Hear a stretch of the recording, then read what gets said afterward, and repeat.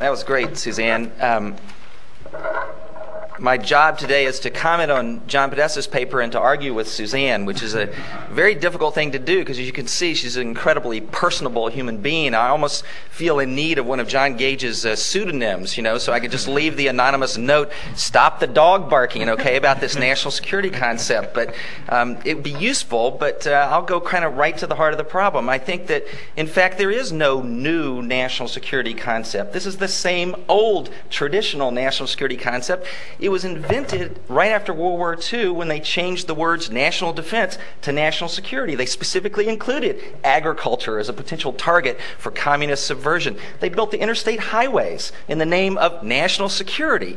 That was the origin of the national security concept that you're arguing for, and I think the damage it did to our society and to our security during the period of the Cold War is fairly self-evident, and I'll get back to that at the end of my three comments on John.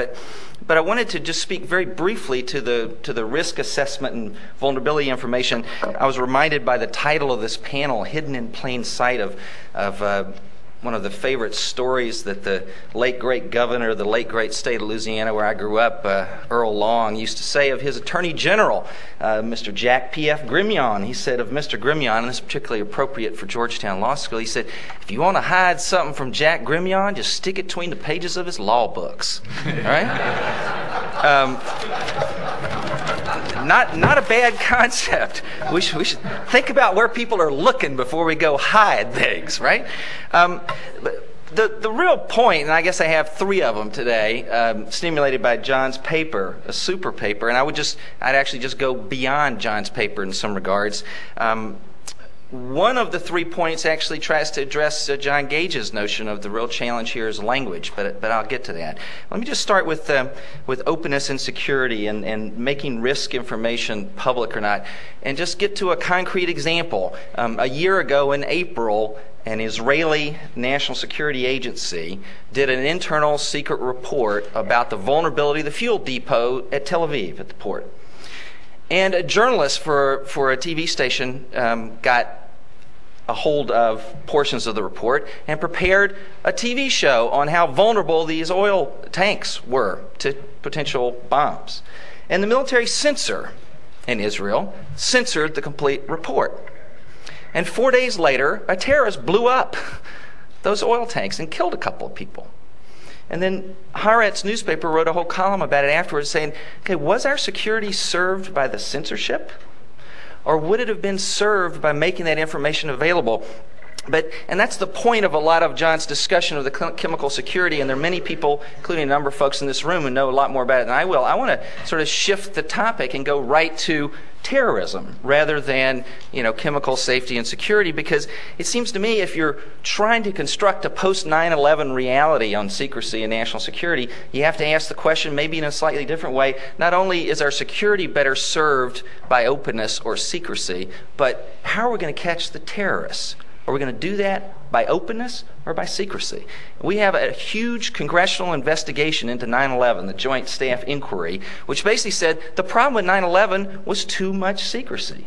Hoarded information, refusal by CIA to let the INS know, refusal to let the FAA know, internal secrecy in compartments inside the FBI about flight schools. And the final paragraph of the concluding statement by the staff director of the Congressional Joint Bipartisan Investigation 9/11 was, the real problem with 9/11 is we haven't enlisted our number one best weapon against terrorism, which is an alert, informed citizenry.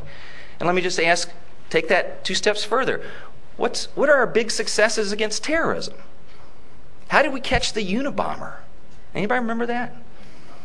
We published over years of objections in the law enforcement community about giving this guy too much attention. I'll encourage terrorists, if you cover him, actually printed his 35,000-word screed, his Luddite screed about John Gage and everything bad that John was doing. He probably was developing a letter bomb that was going to show up at your doorstep too. But they published this, and Ted Kaczynski's brother reads the Chicago Tribune and says, gee, that sounds like Crazy Ted in Montana. And he gives the FBI a call, and they go knocking. And that was the result. 5 years of a nationwide manhunt, couldn't find him. And a little bit of openness found him. What was the biggest success we had preventing Al-Qaeda from blowing us up? Was it secrecy or was it openness? It was a customs inspector named Diana Dean on a port dock in Port Angeles, Washington. The last car off the ferry is a big late model Chrysler, blue Chrysler with a huge trunk. This is in December 1999. She sees this car come off. It's got a single driver, big car, kind of went a little bit out of the way. She thinks to herself, Timothy McVeigh had to rent a van, at Oklahoma City. And what that shake at the World Trade Center in 93, that blind shake, he had to, rent a big car to put the ammonia. Maybe we should ask this guy to step out. She asks him to step out. He bolts. They catch him in front of a Starbucks about 6 blocks down the street there, waiting for his latte. They open the trunk, and there's 130 pounds of ammonia fertilizer and 4 timers and 2 hotel reservations, one right across from the Space Needle in Seattle and one at the LAX airport for the Millennium. They caught the guy. Now, Diana Dean wasn't cleared for any of the messages from the CIA station in Algeria saying, look out for Ahmed's smelling of ammonia, right? She never got one of those. She was on the alert because she'd read about the previous attempts of terrorists to do harm to our country, and so she was empowered by the information. I mean, the real problem with the approach that Suzanne is advocating is that the impulse is to hide the risk and the vulnerability rather than fix it. I like her caveat that you open it up unless they can do damage to us in the meantime, but the real problem with that is that if you hide it in the first place, it doesn't ever get fixed. It gets blown up, like the Tel Aviv fuel tanks. People aren't empowered then to go out and prevent terrorism. And I guess I would want to add into John's examples, not just the chemical security ones, but our goal is to prevent terrorism. We need more openness, not less. We need fewer compartments. We don't need to return to the Cold War notion of a need to know. This has just been put into effect by the Federal Energy Regulatory Commission. You got to tell them under their new regs, what's your need to know this information for? We'll give it to you. That's insane. That assumes a level, the whole notion of need to know, which is at the heart of the entire security classification system of our government today, assumes a level of omniscience, which is impossible for human beings to actually achieve. Because the need to know in a distributed internet environment against a distributed enemy is far beyond what anybody sitting in the Office of Security at CIA can ever contemplate. And if we don't put the information out, we're not going to solve the problem. Let me move to the second major point on John's paper, which really is to pick up the challenge John Gage laid down, which is language and metaphor. John uses in those couple of paragraphs, and this I would disagree with him about, we got to protect the real secrets. He uses a notion of balance. We got to strike a balance between national security needs and openness needs. And I think that's the wrong language for 2 reasons. One is, openness is a value. National security is a condition that allows us to protect our values. Openness is a value and a condition. It both protects us and it's a value. You put them on the same spectrum, you're mangling the language. And national security almost always is more obese than openness in our society. And so it tips. And the second point also is conceptual. There's never a balance when it comes to national security information. There is never a blind justice holding scales. It's a teeter-totter. Either the Pentagon Papers get published or they don't. Either the information is out or it isn't. There's never a balance. And so I think we need a new paradigm, a new metaphor. I'm not quite sure what it is yet. And John, I could use some help on that. I'd love to get another hour and a half of your stream of consciousness. Because I think we could get there. I think we could get there on the magic carpet through language and through terrain. But we need that new paradigm, and I think it's something on the order of openness is security, but that's not quite it yet. But it's not a balancing test. We got to get beyond that. And that moves me to my third point. It's kind of implicit in John's critique of the current administration's secrecy policies. And it was explicit in Suzanne's critique, which is John casts some doubt on the current claims of national security. And Suzanne argues post 9/11 we've got to accept most claims of national security made by the government. And I think we have a very interesting sort of live experiment that's happening today.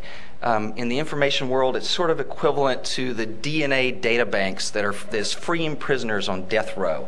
You're now able to go back using those little cells and pieces of hair that John was talking about before and figure out who really did the crime, and people are leaving death row because of the DNA bank. Well, we have a kind of a DNA bank on national security secrecy, and it's courtesy of John Podesta and President Clinton. They, in the 1990s, moved forward more declassification of historic and unnecessary secrets than all previous U.S. presidents put together. The total is over 1 billion pages, and it's a wonderful DNA bank because you get to go back to some of those great secrecy claims made by the U.S. government over the entire course of the Cold War and the last 10 years and show, case by case, how most, not all, but most, were lies.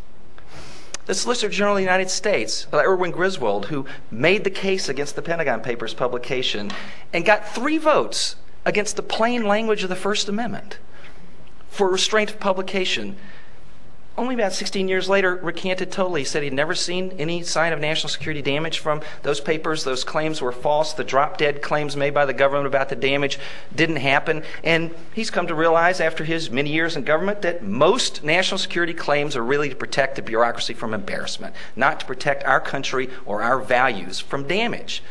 Let's take even another case.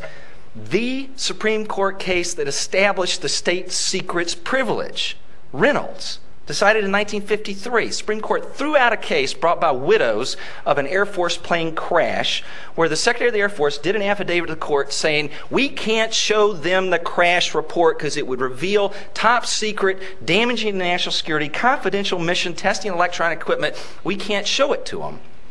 Right? Because of John Podesta and President Clinton, that crash report was declassified in the 1990s. And the daughter of one of the widows whose case was thrown out by the Supreme Court, setting a presumption of state secrets. The government says there's a reasonable danger, this case goes forward, it'll reveal state secrets, boom, you're out of there. Whistleblowers are out of there, tort claims are out of there, you're out of there, right? Turns out, total fraud by the government.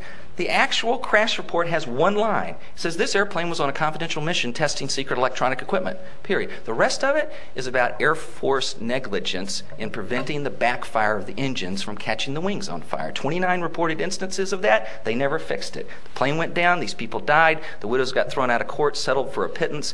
The daughter comes back. They got a petition for the Supreme Court. The Supreme Court doesn't know what to do about it. Petition went in early February. They still haven't docketed it yet because they don't even know how to handle this. The U.S. government committed fraud on the Supreme Court to establish the state secrets privilege.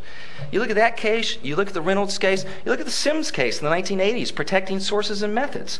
Well, let me tell you, in the DNA bank that John Podesta and President Clinton released, pursuant to requests from truth commissions, the executive order, and others, we have now thousands of pages of CIA operational files are available to the public. And you know what they have in them? They have how the CIA and its predecessors played ball with Nazis after World War II. This is Nazi war crimes files. You know, the knowledge of U.S. intelligence agencies about the way the Argentines were helping Nazis get out, or Japanese war criminals who'd done chem and bio testing, the deals that were made. Interesting documents about how CIA assets were involved in torture in Guatemala, or a genocide, death squads in Argentina and elsewhere. Interesting operational files that show some of what actually happens inside the agency under the cover of secrecy, and which the CIA lied to the United States Congress and U.S. people about in 1984 and got a total exemption under the law for all of those files, saying none of them, not a word, could ever be released. Well, now we have thousands of pages of them, and that was wrong. It was fraudulent.